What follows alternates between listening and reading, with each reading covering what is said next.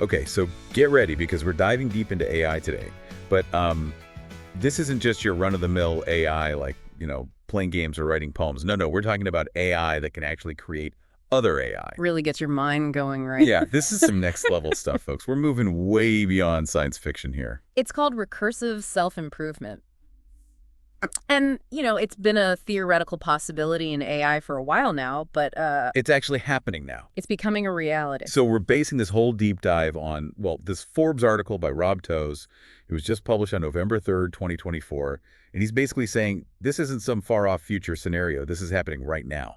It is. And what's interesting? The seeds for all this were planted a long time ago. Well, Way back in 1965. really? Yeah, I.J. Good, a contemporary of Alan Turing, he predicted that the very first ultra-intelligent machine would be, get this, the last invention humans ever need to make. Well, hold on. Explain that. Because from that point on, machines would basically design themselves. That was his prediction. Wow. Okay, that's mind-blowing, to say the least. Makes you wonder if we're, on the verge of that singularity everyone keeps talking about. Well, the singularity is a complex idea, and there's definitely a lot of debate around it. But AI designing AI, yeah, I'd say that's a pretty big step in that direction. Okay, but how do you even automate AI research in the first place? I mean, isn't that all about, like, human ingenuity, flashes of brilliance, those creative leaps? It's a great question. I mean, it might seem kind of counterintuitive at first, right? But when you really boil it down, AI research is about things like, reading those research papers, brainstorming new ideas, then testing those ideas, and then repeating the process over and over. So AI is like becoming the ultimate research assistant, kind of like a grad student who never sleeps or needs coffee. You could say that.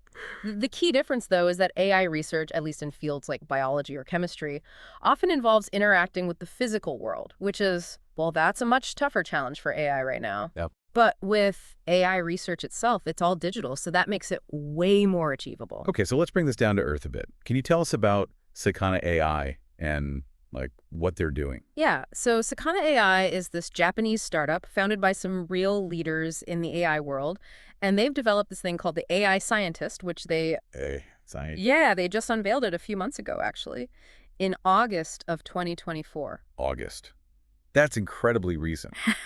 We're talking cutting-edge stuff here. So what exactly can this AI scientist do? Well, it can handle that whole research cycle we were just talking about. Oh, really? Imagine this. It reads all those existing research papers out there, then it generates its own ideas, it designs experiments to test those ideas, it writes up the results into a proper, formal research paper, and get this, it even peer reviews its own work. Wait, hold on.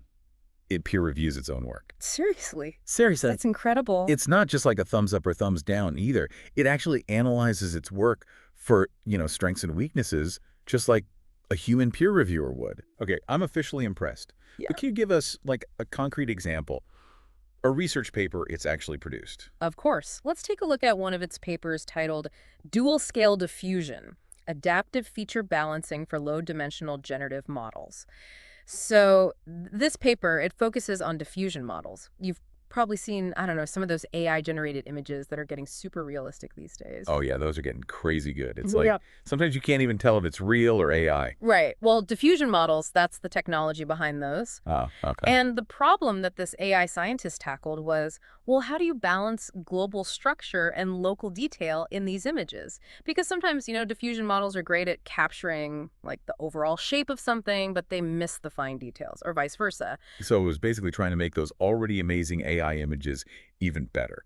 Exactly. And what it did was it came up with this new architectural design for diffusion models to achieve a better balance. And here's what's really interesting. The team at Sakana, they were actually surprised by the AI's approach. They hadn't considered this particular method before.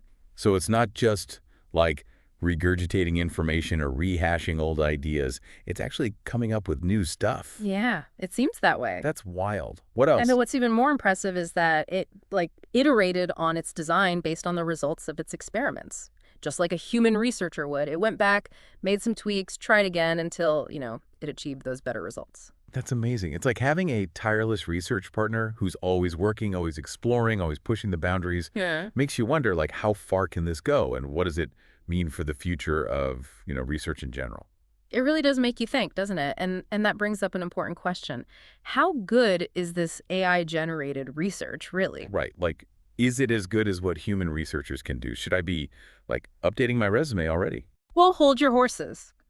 Even the team at Sakana, they admit that their AI scientist is currently operating at, out the level of like an early stage machine learning researcher, someone who can follow instructions and, execute an idea, Hmm. but they might not necessarily have all that background knowledge to fully grasp like why something works the way it does. Oh, okay. So it's like having, like, a bright, eager intern who's still learning the ropes. Yeah, that's a pretty good analogy.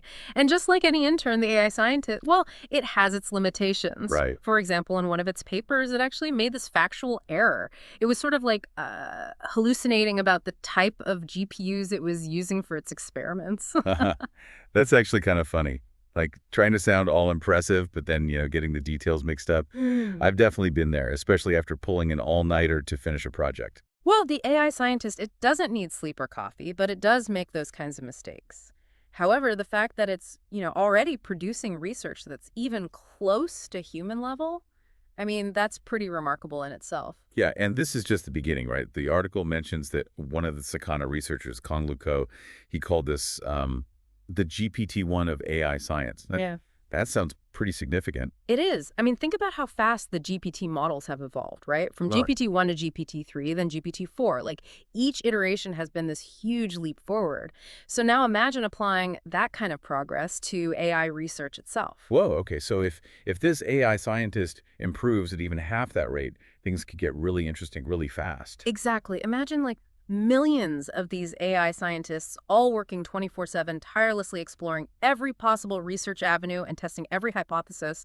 The potential for breakthroughs, both good and bad, is just, it's huge. It's almost overwhelming to even think about. Okay, so Sakana AI is obviously making big waves with this, but I'm guessing they're not the only ones working on this kind of technology. You're absolutely right. The big players like OpenAI and Anthropic, they're almost certainly exploring this too, even if they're, not being as public about it. Makes sense. Anthropic, for example, they just recently updated their risk framework to specifically mention like the potential dangers of AI doing AI research. Oh, wow. They recognize that this is powerful stuff and it needs to be handled, carefully. It definitely raises some big questions. Like, do you think AI will ever be able to make those truly groundbreaking discoveries, the ones that completely change how we think about things? Or will it be more focused on like incremental improvements, building on what humans have already discovered? It's a great question. And to be honest, we don't really have a definitive answer yet.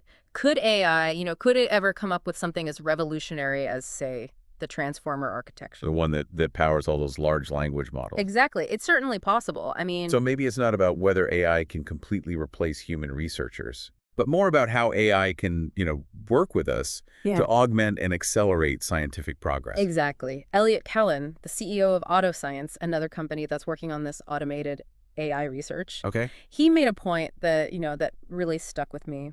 He said that most AI research is incremental. It's about making small but like meaningful improvements over time. Mhm. And AI is already showing that it can do that really well. So AI could become this incredible like research partner, freeing up human scientists to, I don't know, to focus on the big picture stuff, the more strategic and creative aspects of research. That's certainly one possible scenario. Of course, there are potential downsides to consider too. Right. Like, what if AI ends up, I don't know, focusing on research that only benefits itself, not humanity as a whole? That's definitely a valid concern, and it kind of ties into this broader issue of, AI alignment, making sure that AI's goals are, lined up with our own. It's something we really need to think carefully about as this technology keeps developing. Sounds like we're on the verge of like a whole new era in scientific discovery, Hmm. one where AI plays this, increasingly important role. But it's also kind of daunting, right? It is, but it's also incredibly exciting, We're witnessing this fundamental shift in how research is actually done. And it has the potential to, well, to transform our world in ways we can only imagine. So what does all this mean for like the average person? What should we be taking away from all this? Well, I think the big takeaway here is that, the world of AI, it's evolving at this incredible pace, even faster than I think most people even realize. Yeah, it's true. And this whole idea of like AI building AI, Right. it's a perfect example. It has the potential to, completely revolutionize scientific progress, but it also comes with, well, some pretty big questions that, that we need to start addressing. It's true. If you thought AI was moving fast before, just wait until it starts, teaching itself. Right. It's almost like we're standing at the edge of something huge, and we don't even know what's on the other side. It's a little scary, but also incredibly exciting at the same time. Yeah, no, I agree. It really is a reminder that we're living in like extraordinary times. This technology that we're creating, it has the power to completely reshape our world Yeah. in ways we can barely imagine. And it's happening, right now. It's not some distant future. This AI scientist from Sakana AI, Right. it's a real world example of what's possible, like today. It really makes you realize how important it is to, stay informed and engage with all this stuff. AI, it's not just like some abstract concept you read about in research papers. Definitely not. It's already having this huge impact on our lives. And that impact is only going to grow. So, Yeah. well, what can we actually do to prepare for this AI-powered future? Well, I think first and foremost, stay informed. Like you said, read about these developments, follow the discussions out there, learn about the potential benefits and the risks of AI. The more we understand it, the better equipped we'll be to navigate all the changes that it's bringing. So no burying our heads in the sand and pretending it's not happening. Exactly. And secondly, I think it's important to, actually engage in the conversation. Don't just leave these decisions to, tech companies or policymakers. We all have a stake in shaping the future of AI. So, talk to our friends and family about it. Mhm.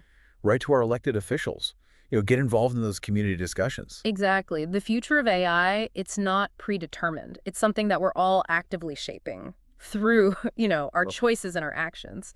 This has been an incredible deep dive. AI, building AI.